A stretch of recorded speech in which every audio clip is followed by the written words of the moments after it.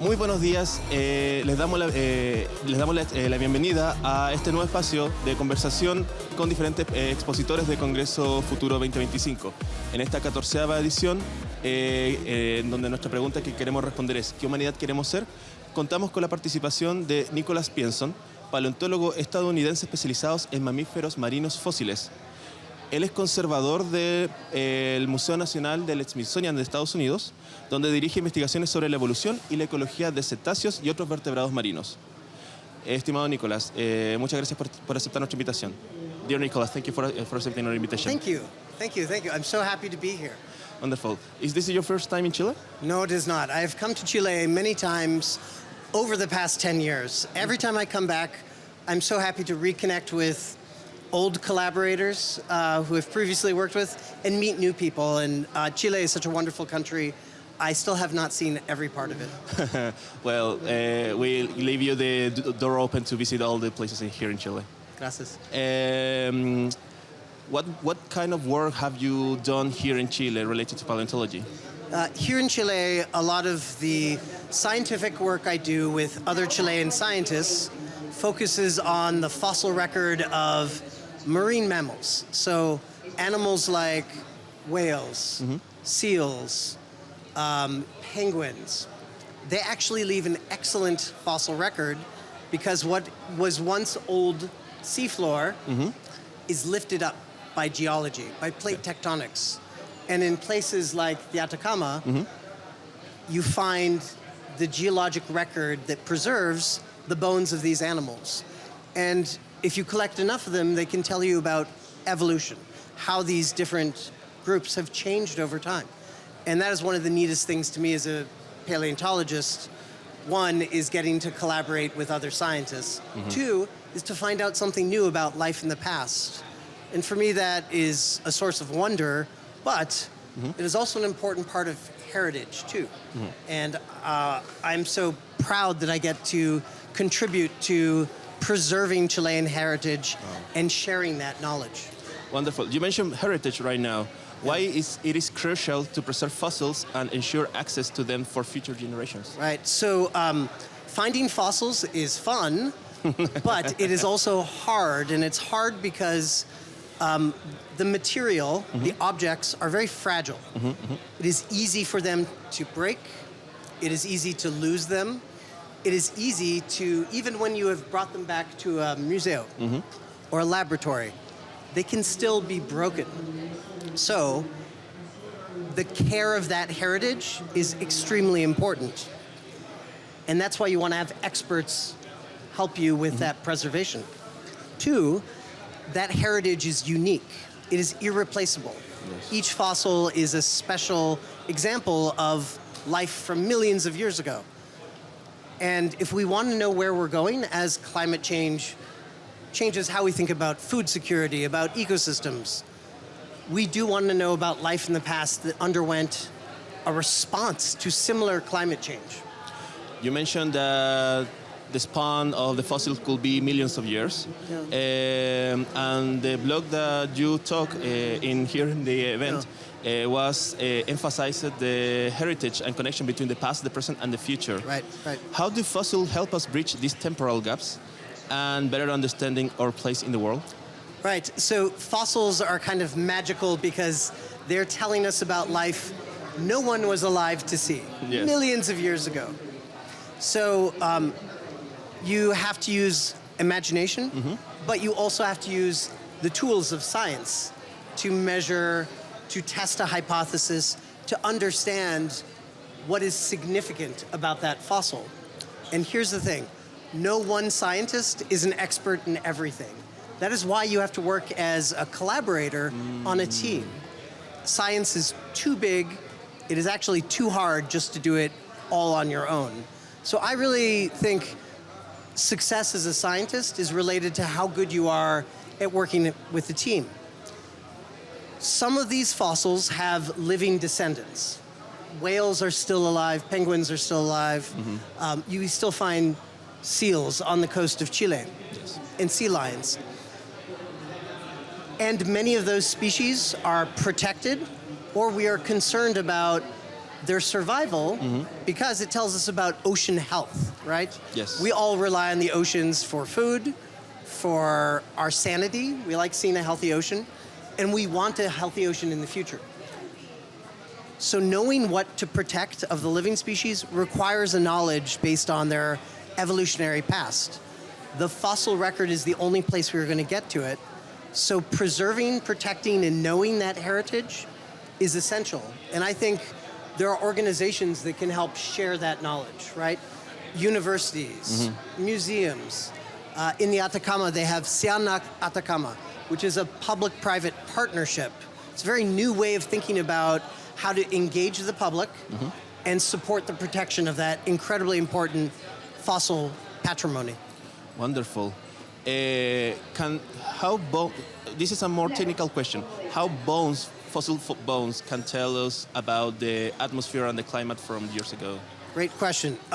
Sometimes just the measurements of the bone, the physical measurement will say, oh my gosh, this is an enormous relative of a living species. It was big because climate was different and allowed that species to eat more productive food and grow much larger. Oh. So there's physical measurements you can take. There's also chemical analyses of the bone to look at chemical isotopes, individual elements that tell you maybe it was eating somewhere in a food web that was different from today. So there's direct means and very specific ways to understand what fossils can tell you about ancient environments. You're talking right now to isotope that is at the chemistry world. Yeah. We've been talking about measurements of bone, that is mathematical world. How interdisciplinary is the paleontology? Is being a paleontologist? You may think paleontology is old bones, a museum with a cabinet that is very dusty. I think it is a very active field because it is very interdisciplinary. You do need to know physics, you do need to know chemistry, biology, and geology. All of those disciplines are part of the foundation for knowing about evolution and about the fossil record. So it goes back to this idea, one person cannot know everything. You have to collaborate. And people have different expertise, different specialties. So I benefit so much from working with collaborators who know something that I don't. Wonderful. This is the same kind of idea that we have here in Congreso Futuro because we have a tumultuous interdisciplinary group of experts from different areas trying to give us the new ideas, frontier ideas to the public here in Santiago. So paleontology, Chile, as you mentioned at the beginning of this interview, is a place where you can found really big fossils, deposits of fossils. Returning to the next question, you mentioned fossils of marine mammals. How do the stories told by fossils, particularly those marine mammals, reshape our understanding of evolution and the changing ecosystem of our planet? So it goes back to people find some organisms incredibly fascinating on their own. I don't know someone who has found whales, ballenas, to be boring. Everybody says, oh, they're so fascinating. And then I always say, did you know that they had ancestors that lived on land? And over time, over geologic time, they have evolved to adapt to life in the ocean. They are an example of adaptation, of evolution over a long period of time. So I find the public can engage with stories about fossils in many different ways. I also think the stories that people tell, first-person narrative about discovery. You hear some examples about that here with many scientists, about saying, oh, I was studying this problem and I found this answer. That can be a very exciting story. And I know when I study fossils, I feel the same way because it takes a lot of work. You have to go out, find the fossils. It takes years to sometimes study them. In some cases, some methods are not permitted because the object is too big or too fragile. So there's many challenges to doing science, and I think we can share those stories in all the different ways that we have. TV is one example, social media, radio. There's so many ways to tell a story. And that's, I mentioned this yesterday in one of my panels. I hope scientists partner with storytellers or learn how to become better storytellers themselves. Wonderful. Yes, there has been a lot of that kind of messaging, the message that from the guest speakers, that we need that science can be more proactive in the ways that they told their discoveries and the knowledge related to science or humanities. Right. From curiosity, you mentioned the recollection of fossils could take years. How archaeologists and paleontologists define the place to go to look at fossils? This is a very basic question. Many people ask me, where do you decide to go look? So one of the great, it goes back to the many different disciplines that go into paleontology and any study of life in the past. You will not get the entire answer because the information from the past is fragmentary. You only get so many pieces of evidence. There's no complete story. So it is detective work. A lot of times you look at maps. For a paleontologist, the geology is very important. And geology is not exposed in the same way everywhere. Some places you can find a lot of rock. Other places, no rock. The rock is very important for finding the fossils. There are no fossils outside of the rocks. Okay. And you want to be able to find the fossils in the rock because that context is incredibly important for knowing the age, for knowing the condition of the bone, for many, many questions, even questions we have not even thought to ask. And that goes back to the long term. You said it takes years, and that's repeating something I said. Many of the institutions that support paleontology have been around for over 100 years. Wow. Museo Nacional in Quinta Normal has been around for almost 180 years. I hope these institutions continue for at least that long into the future. So we want to make sure the objects in those institutions are preserved and cared for, and if possible, share them with broader audiences. We have so many tools. You can digitize with photos or lasers these objects, put them on the internet, share them with other scientists, with curious members of the public, many, many different ways to build knowledge and share it. Yes, the last part that you mentioned, it makes me remember the fire that destroyed a museum in Brazil a few years ago. Absolutely. Where we lost a lot of paleontological, biological samples. And that's one of the reasons that it's important to preserve digitally and distribute this information. We have tools to preserve this heritage. And it is a very big job because there are millions of objects in these museums. If it takes even 1 hour or 1 day to digitize one object, that's millions of hours to do. So I think the way to think about that is saying, what objects tell the best stories? And where will we invest in those stories and the objects? Everything should be cared for, but we need to be strategic about how we do this. And it goes back to the irreplaceable aspect of fossils. They're all unique. We will not find the same one again. Even if there are many, many, many of those fossils, each one is unique. And once they are lost, you will never get them again, right? So that is the tragedy of losing a museum to a fire, or in Chile, you would worry about an earthquake. Exactly. Estamos aquí con Nicholas Pyenson, hablando acerca de paleontología, pero en este momento vamos a hacer un breve alto y al regreso continuamos con esta interesante conversación en esta nueva edición de Congreso Futuro.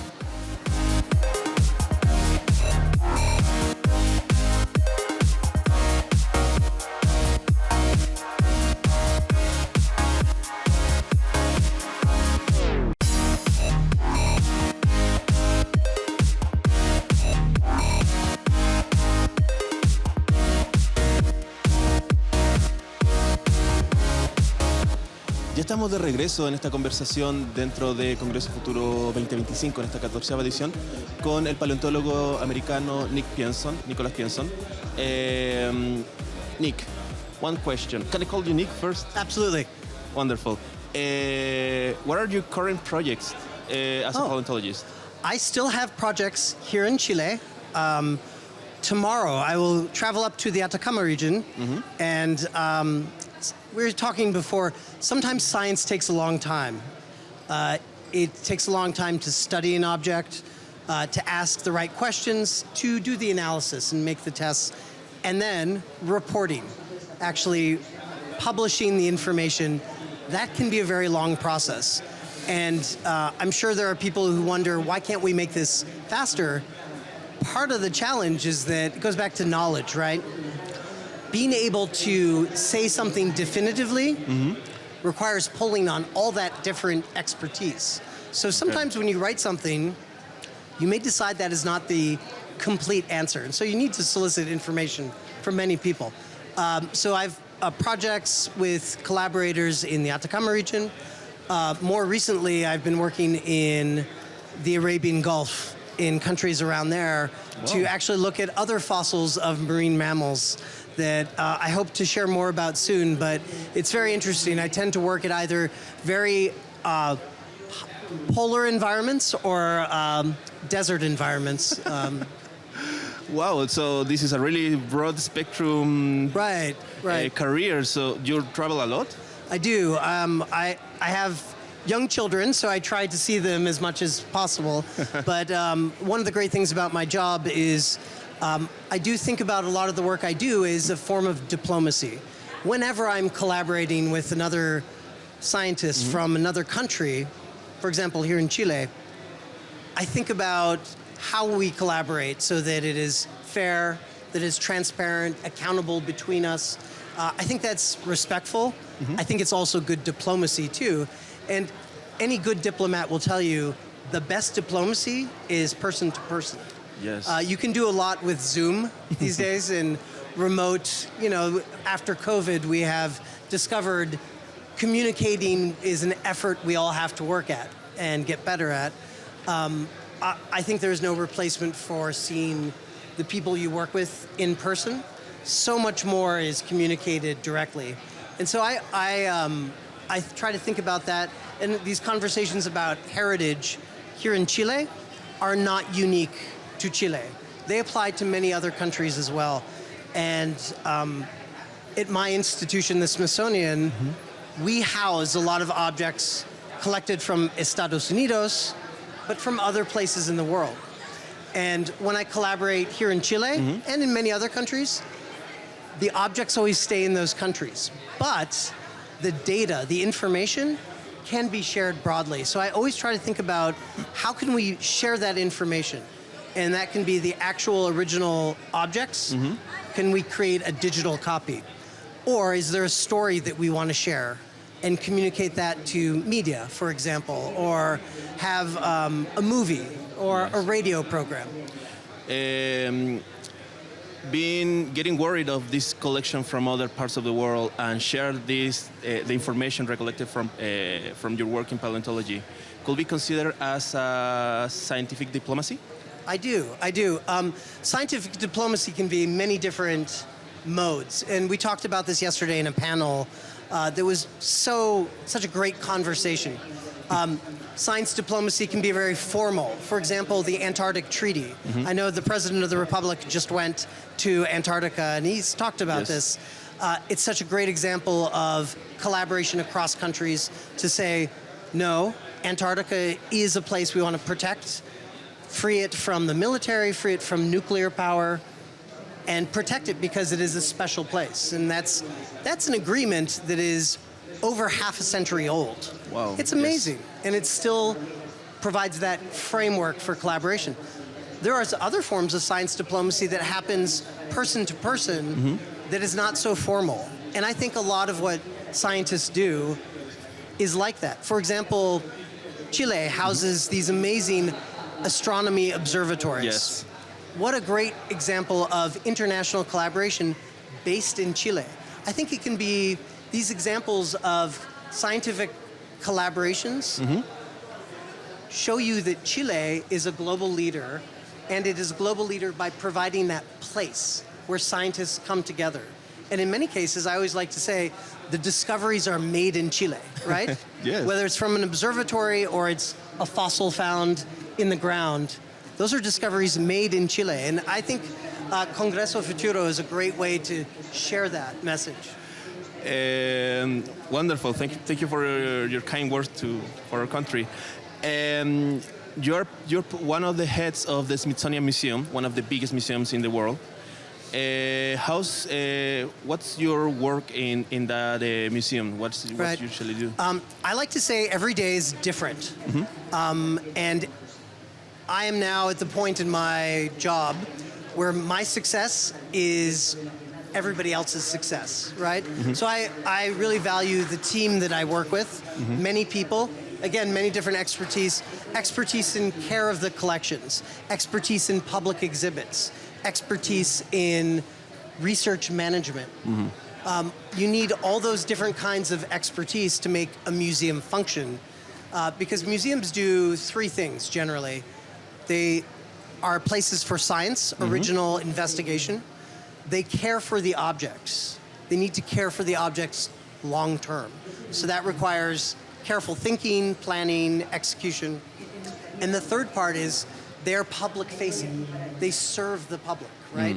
So it is a special place that's different from many other organizations that we have, because museums show you the real thing. They're places where you can come see that, and they're inclusive spaces. In many cases, museums may have free days where anybody can come visit. And I know at my museum, we do not charge for people to come in. We have 3 to 4 million visitors every year. Wow. And we also know that half of those visitors are first-time, maybe only-time visitors. So if you think about that, you say, wow, the opportunity to inform somebody, to maybe give them some inspiration, some wonder, is unique and very, very, very time-limited. So you have to make the most of that opportunity, and I think that's the big challenge for museums, is knowing the public is coming and will maybe come back many years later. You want to give them a story, give them inspiration. But I think that's not hard to do, because the objects are amazing, and it's the knowledge from that objects, right? We want to grow the knowledge about it and also share it. Two very important aspects of the work that goes into museums. Being this enormous museum in the United States, I suppose you and your team work with the policymakers in your country to create legislation to regulate paleontology and museology, I think is right? So this is a great question. The short answer is no. We do not work with policymakers. We provide information, but we do not form the policy, right? Okay. And this is because in Estados Unidos, there is no Ministry of Science. So it's a very unusual system where it's decentralized. Many different government agencies, and Smithsonian is a government agency. So I'm a government employee. I serve the people through my activities. But we do not make policy. However, I do think the information from museums is relevant. It should inform policymakers. So in the same way that we do not make policy, I still think it's really important for policymakers, decision makers, to bring scientists to the table. Scientists can offer you a level of expertise, of credibility, and strategic thinking. Because actually, when I think about what a scientist does, I think there's a very entrepreneurial person.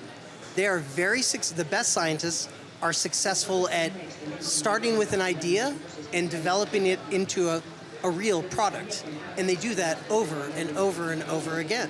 That is very much the way how a startup works, or a businessman who creates different companies. But for a scientist, it's creating knowledge, creating parcels of knowledge.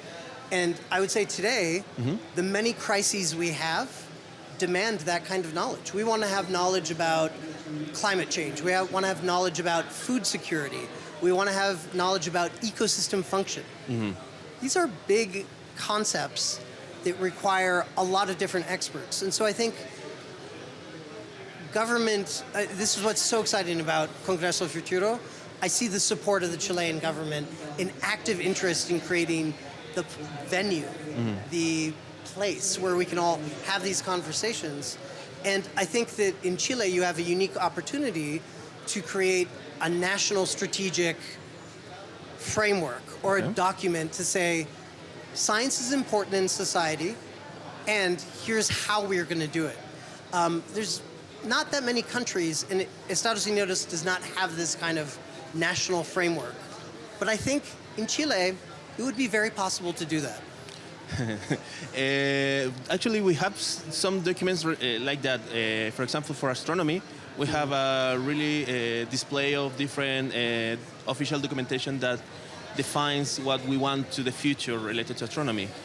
If you could participate in this kind of layout, what should be your recommendations to be put an eye on related to paleontology, museology, and the protection of the heritage? Wow, okay. What a great opportunity. Thank you for giving me that opportunity. I think the first thing I would say is that in Chile you have different regional centers of excellence. Maybe formal, maybe informal, but they're activity hubs in places. And I tried to say this in my talk yesterday. People is the first step. And Chile has all the scientists and expertise. They're building that. That's great. The second step is knowledge, generating the knowledge, sharing it. That is already happening.